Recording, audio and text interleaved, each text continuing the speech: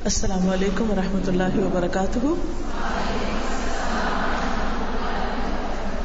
نحمده ونصلي على رسوله الكريم اما بعد فاعوذ باللہ من الشیطان الرجیم.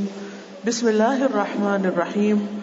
رب اشرح لي صدری ويسر لي امری واحلل عقدۃ من لسانی یفقهوا قولی. ہمارا آج کا موضوع ہے ہم اور ہمارے بچے. ہم کون ہیں؟ اگر کوئی آپ سے پوچھے کہ آپ کون ہیں تو آپ کیا جواب دیں گے؟ بتائیے کیا کہتے ہیں ہم اپنے آپ کو؟ مسلمان. جب کوئی ہم سے پوچھتا ہے کہ ہم کون ہیں تو ہم کہتے ہیں کہ ہم مسلمان ہیں. اگر ہم مسلمان ہیں تو ہمارے بچے کون ہونے چاہیے؟ مسلمان ہونے چاہیے. سوال یہ پیدا ہوتا ہے کہ مسلمان کون ہوتا ہے؟ مسلمان وہ جو اللہ کا فرما بردار ہو، تابعدار ہو اور اللہ کے احکامات کی پوری پابندی کرنے والا ہو، اپنی خواہشات پر رب کی خواہش کو مقدم رکھنے والا ہو. اب اگر ہم اپنا جائزہ لیں اور اپنے آپ کا احتساب کریں تو کیا واقعی ہم اللہ کے فرما بردار ہیں، اللہ کے اطاعت گزار ہیں، اللہ کی بات سب سے بڑھ کر ماننے والے ہیں؟ اور اگر نہیں تو پھر بچوں سے اس کی توقع رکھنا اور یہ سوچنا کہ بچے اللہ کے فرما بردار ہوں اور ہمارے فرما بردار ہوں، یہ بہت عجیب سی کنٹراڈکٹری بات ہوگی. کیونکہ جو خود فرما بردار نہیں، جو خود صحیح معنوں میں اسلام کے تقاضے پورے نہیں کر رہا، وہ کس طرح توقع کر سکتا ہے کہ وہ اپنے بچوں کو صحیح معنوں میں مسلمان بنا سکے؟ اگر ہم یہ چاہتے ہیں کہ ہمارے بچے واقعی مسلمان ہوں تو پھر ہمیں سب سے پہلے خود مسلمان ہونے کا نمونہ پیدا کرنا ہوگا. اس کا فائدہ کیا ہوگا؟ اس کا فائدہ یہ ہوگا کہ جس نے ہمیں اس دنیا میں بھیجا ہے وہ ہم سے راضی ہوگا. اور اگر ہم مسلمان بن کر نہ جیے تو نقصان کیا ہوگا کہ اس زندگی کے بعد اگلی زندگی، اس دنیا کے بعد دوسری دنیا، جب ہم اپنے رب کے سامنے جا کر کھڑے ہوں گے، جب وہ ہم سے پوچھے گا کہ تم کیا کر کے آئے ہو، تو پھر ہمارے پاس کوئی جواب نہ ہوگا. مسلمان ہونے میں فائدہ ہے اور نہ ہونے میں ہمیشہ کا نقصان ہے. انسان صرف ماں باپ کے پیٹ سے مسلمان نہیں ہو جاتا. مسلمان بننے کے لیے علم کی ضرورت ہوتی ہے اور علم انسان کی گروتھ کا کام کرتا ہے، انسان کی ذہنی ارتقاء، ذہنی سوچ، انسان کی سمجھداری، حکمت، عقل، ان سب میں اضافے کا باعث بنتا ہے، ان سب کو جلا بخشتا ہے، ان سب کو بہتری کی طرف لاتا ہے. اس لیے بہت ضروری ہے کہ ہم اپنے فائدے کے لیے اور اپنی نسلوں کے فائدے کے لیے اس بات کو اچھی طرح جان لیں کہ ہمارا رب ہم سے چاہتا کیا ہے اور مسلمان ہونا کیا ہے. اللہ سبحانہ وتعالیٰ قرآن مجید میں فرماتے ہیں سورۃ البقرہ میں آیت نمبر 112، بلا من اسلم وجہہ للہ وہو محسن فلہ اجرہ عند ربہ ولا خوف علیہم ولا ہم یحزنون. کیوں نہیں جس نے اپنا آپ، اپنا چہرہ اللہ کے سپرد کر دیا اور وہ محسن بھی ہے، نیکوکار ہے، فلہ اجرہ عند ربہ، تو اس کا اجر اس کے رب کے پاس ہے. اس کا اجر، اس کا ثواب، اس کا فائدہ اس کے رب کے پاس محفوظ ہو گیا. ولا خوف علیہم ولا ہم یحزنون، ایسے لوگوں کے لیے نہ کوئی خوف ہوگا اور نہ وہ غمگین ہوں گے. تو گویا مسلمان ہونے کا سب سے بڑا فائدہ کیا ہے کہ انسان پھر اس کے بعد جو بھی کوئی کام کرتا ہے، جو بھی کوشش کرتا ہے، جو بھی محنت کرتا ہے، اس کا اجر اس کے رب کے پاس محفوظ ہوتا چلا جاتا ہے. اور ایسے لوگوں کے لیے خوف اور غم نہیں ہوتا، وہ خوف اور غم سے چھٹکارا پا جاتے ہیں. آپ سوچئے کہ اگر انسان کے پاس سب کچھ ہو لیکن ساتھ ہی خوف اور غم ہو تو باقی ساری نعمتیں انسان کے لیے بیکار ہو کر رہ جاتی. پھر ہم دیکھتے ہیں کہ اسلام اللہ کا پسندیدہ دین ہے، اور جس نے اس طریقے پر عمل کیا اللہ کا وہ محبوب بن گیا. سورۃ النساء میں اللہ تعالیٰ فرماتے ہیں وَمَنْ أَحْسَنُ دِينًا مِمَّنْ أَسْلَمَ وَجْهَهُ لِلَّهِ، اور اس سے بڑھ کر اچھا دین کس کا ہو سکتا ہے، طریقہ زندگی کس کا ہو سکتا ہے، اس سے بہترین لائف سٹائل کس کا ہو سکتا ہے، جس نے اپنا آپ اللہ کے سپرد کر دیا، یعنی جو اللہ کا اطاعت گزار اور فرما بردار ہو گیا. وَهُوَ مُحْسِنٌ، اور وہ محسن بھی ہے، یعنی وہ صرف مسلمان نہیں، اس کے ساتھ ساتھ محسن بھی ہے، احسان کے درجے پر اطاعت کرنے والا ہے. وَاتَّبَعَ مِلَّةَ إِبْرَاهِيمَ حَنِيفًا، اور اس نے ابراہیم علیہ السلام کے طریقے کی پیروی کی جو یکسو تھے. وَاتَّخَذَ اللَّهُ إِبْرَاهِيمَ خَلِيلًا، اور اللہ نے ابراہیم علیہ السلام کو اپنا دوست بنا لیا تھا. اللہ نے ان کو اپنا دوست کہا، یعنی ایسا شخص جو اللہ کا اطاعت گزار اور فرما بردار ہوتا ہے وہ اللہ کا محبوب ہوتا ہے. آپ دیکھیے کہ ہر انسان چاہتا ہے کہ اس سے کوئی محبت کرے، یہ ہر انسان کی خواہش ہوتی ہے، اور بعض اوقات وہ دوسروں کی محبت حاصل کرنے کے لیے بڑی بڑی محنت کرتا ہے، بڑی بڑی قربانیاں کرتا ہے. لیکن اس سے بڑھ کر خوش قسمت کون ہے جو اللہ کا محبوب ہو جائے اور جسے اللہ اپنا دوست کہے. یہ اعزاز کس کو ملا؟ ابراہیم علیہ السلام کو ملا. کس صفت کی بنا پر ملا؟ تابعداری کی صفت کی بنا پر، اسلام لانے کی صفت کی بنا پر. اور آپ دیکھیے کہ سورۃ النساء کی آیت 126 ہے، اس میں اللہ تعالیٰ فرماتے ہیں وَلِلَّهِ مَا فِي السَّمَاوَاتِ وَمَا فِي الْأَرْضِ، اور اللہ کے لیے ہے جو بھی آسمانوں میں ہے اور جو بھی زمین میں ہے.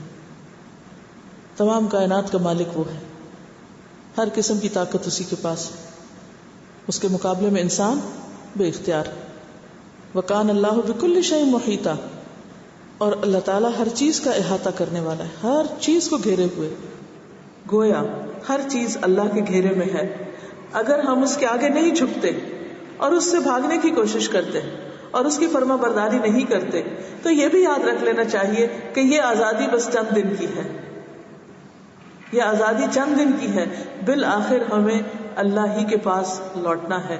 ہر چیز اس کی ہے، کوئی چیز ہمیں پناہ نہیں دے گی اللہ کے خلاف کہ ہم کسی چیز سے، کسی بلڈنگ میں، کسی چھت میں، کسی کھو میں، کسی غار میں، کسی درخت کے پیچھے چھپ جائیں کہ تم ہمیں بچا لو اللہ کی ناراضگی سے.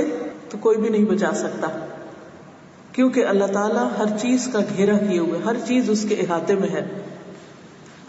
اور پھر اگر انسان اس کے اس دین کو چھوڑ کر، اس کی اطاعت اور فرما برداری کو چھوڑ کر کوئی اور راستہ اختیار بھی کرتا ہے تو اللہ تعالیٰ اس سے قبول بھی نہیں کرے گا.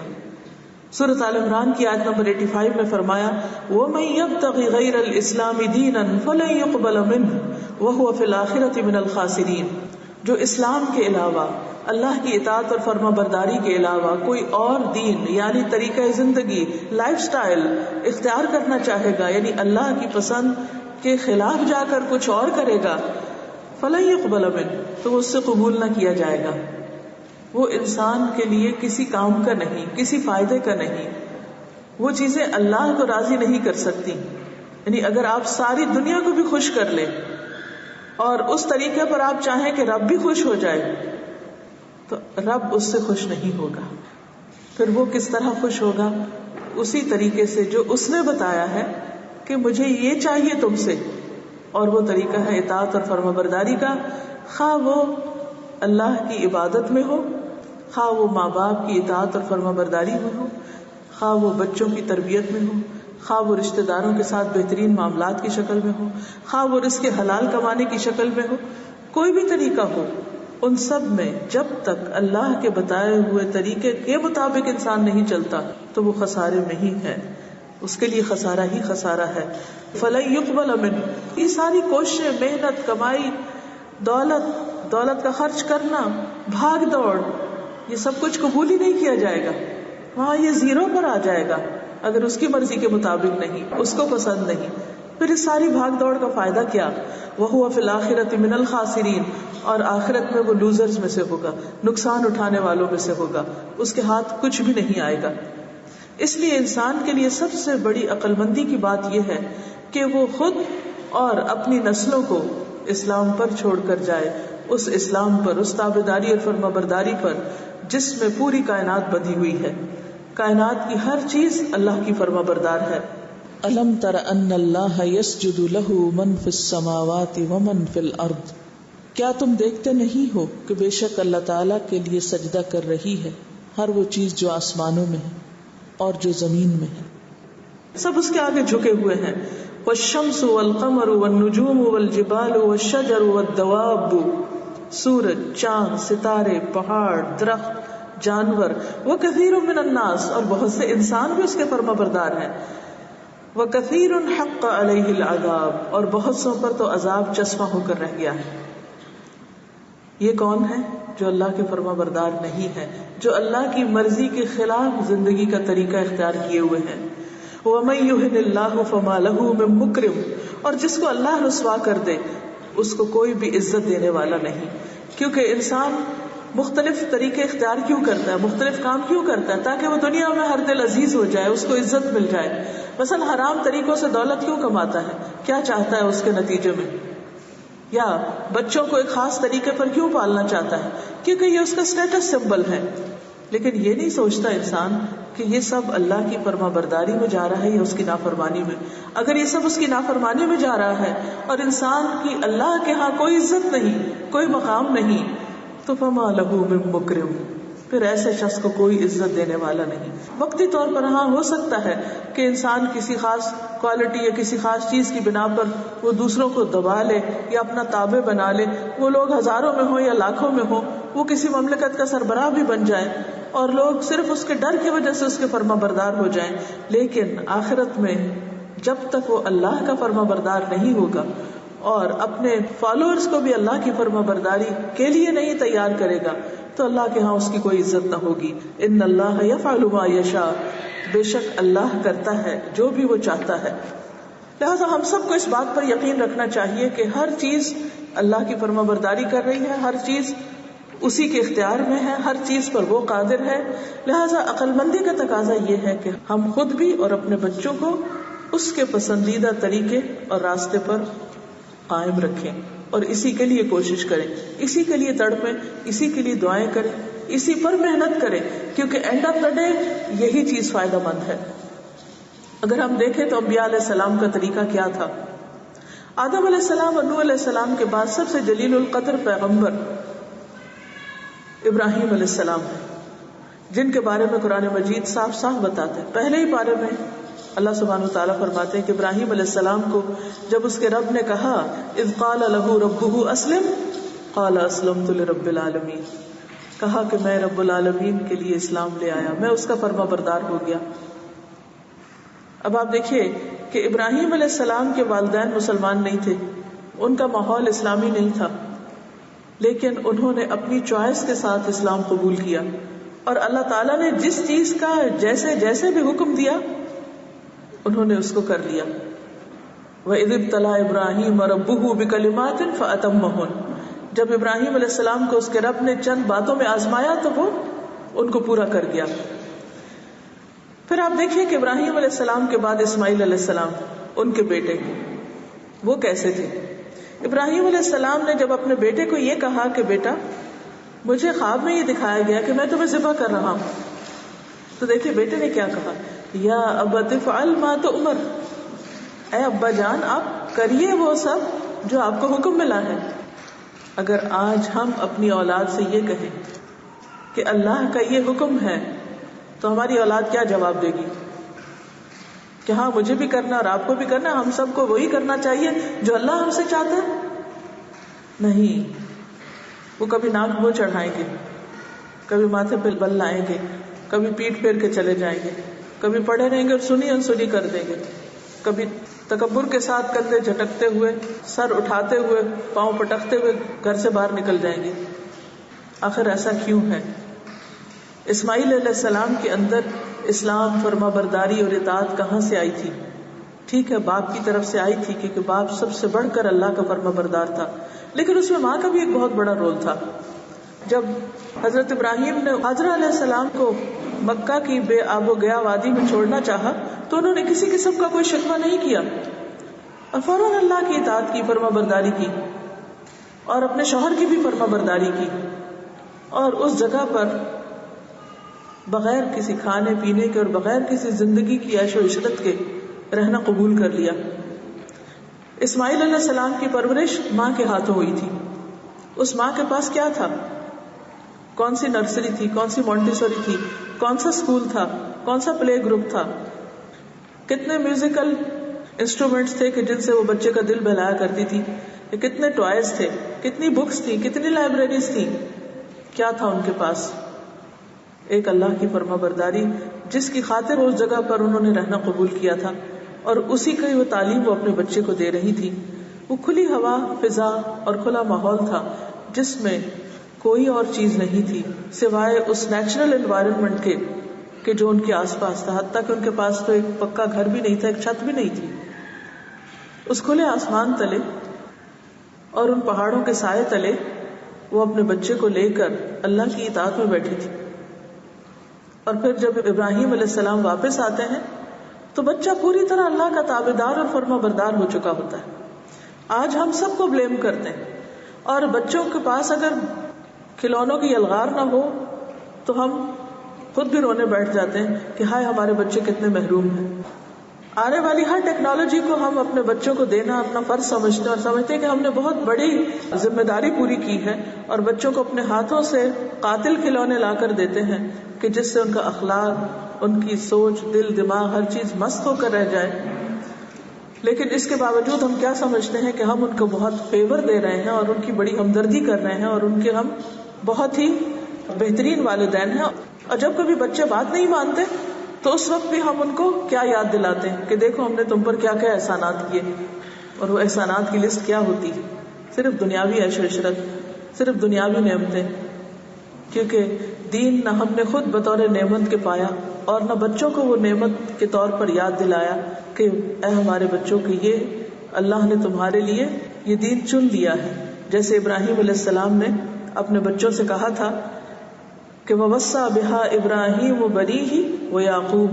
ابراہیم اور یعقوب علیہ السلام نے اپنے بچوں کو یہ تاکید کی تھی، یا بنی یا ان اللہ اصطفیٰ لکم الدین، اے میرے بچوں اللہ نے تمہارے لیے اس دین کو چن لیا ہے. فلا تموتن الا وانتم مسلمون، تمہیں موت ہرگز نہ آئے مگر اس حال میں کہ تم مسلمان ہو، تم فرما بردار ہو. اور پھر ابراہیم علیہ السلام اپنے بچے کو ساتھ لے کر جب خانہ کعبہ تعمیر کرتے ہیں تو کیا دعائیں مانگتے ہیں؟ دونوں کھڑے ہیں باپ بیٹا، ربنا وجعلنا مسلمین لک.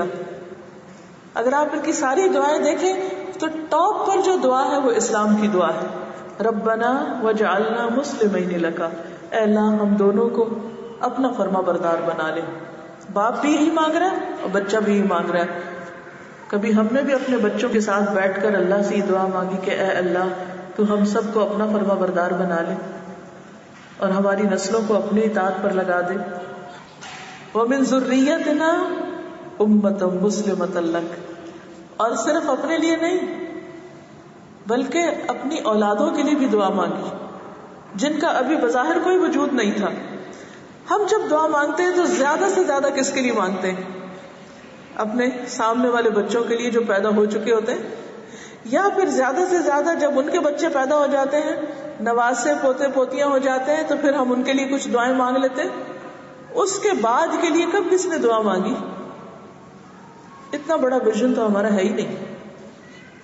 ابراہیم اور اسماعیل علیہ السلام دونوں کیا دعا مانگ رہے ہیں کہ اللہ ہمیں بھی مسلمان بنا، وَمِن ذُرِّيَّتِنَا أُمَّةً مُسْلِمَةً لَكَ، اور ہماری اولادوں میں سے مسلمان امت اٹھا جو تیری فرما بردار ہو. مسلمۃ لک، صرف ہم نہیں، ہمارے بچے، ان کے بچے، ان کے بچے، ہماری نسلیں تیری فرما بردار ہوں. اور ان نسلوں کی اسلام کی حفاظت کے لیے، شرک سے بچانے کے لیے وہ پوری دنیا چھوڑ کر مکہ کی اس بے آب و گیا وادی میں آ گئے تھے. وہ وہاں لے آئے تھے ان کو. کیونکہ پوری دنیا شرک سے بھر چکی تھی اور وہ چاہتے تھے کہ ہمارے بچے اسلام پر جئیں اور مریں، اور اس کے لیے انہوں نے ان کو ماحول بھی فراہم کیا اور اس کے ساتھ دعائیں بھی مانگی. وَتُبْ عَلَيْنَا، اور تو ہم پر مہربان ہو جا، اِنَّكَ أَنْتَ التَّوَّابُ الرَّحِيمُ، بے شک تو ہی بہت زیادہ توبہ قبول کرنے والا مہربان ہے. اور پھر ابراہیم علیہ السلام نے یہ وصیت اپنے بچوں کو بھی کی. پھر اس کے بعد ان کے بچوں میں سے اسحاق علیہ السلام کے بیٹے یعقوب، کیونکہ اسماعیل کی بات تو پہلے ہو چکی، یعقوب علیہ السلام جو ان کے پوتے تھے، نیکسٹ جنریشن، وہ جب فوت ہونے لگے تو انہوں نے کیا دعا کی؟ سورۃ البقرہ آیت 133، ام کنتم شہداء اذ حضر یعقوب الموت، کیا تم اس وقت حاضر تھے جب یعقوب کو موت آئی علیہ السلام، اذ قال لبنیہ، جب انہوں نے اپنے بچوں سے کہا، ما تعبدون من بعدی، میرے بعد تم کس کی عبادت کرو گے؟ تو انہوں نے کیا کہا؟ قالوا نعبد الہک و الہ آبائک ابراہیم و اسماعیل، ابراہیم و اسماعیل و اسحاق الہ واحدا ونحن له مسلمون، کہ ہم تیرے بعد تیرے الہ، تیرے باپ دادا ابراہیم اسماعیل اسحاق کے الہ جو ایک ہی الہ ہے اس کی فرما برداری کریں گے، اس کی عبادت کریں گے. اور خود کو کیا کہا؟ وَنَحْنُ لَهُ مُسْلِمُونَ، ہم اسی کے لیے مسلمان ہیں، ہم اسی کے لیے فرما بردار ہیں. تو گویا آپ دیکھیے کہ والدین کو یہ فکر نہیں کہ میرے بعد بچوں تم کیا کھاؤ گے، کیا کاروبار کرو گے، میرے کاروبار کا کیا بنے گا، میری فلاں فلاں پراپرٹی کا کیا بنے گا. انہیں فکر ہے تو اس بات کی کہ تم کس طریقے پر جیو گے اور تمہارے بچے کس پہ جئیں گے اور آئندہ نسلیں کس طریقے پر ہوں گی، کیونکہ کامیابی کا انحصار مالدار ہونے میں نہیں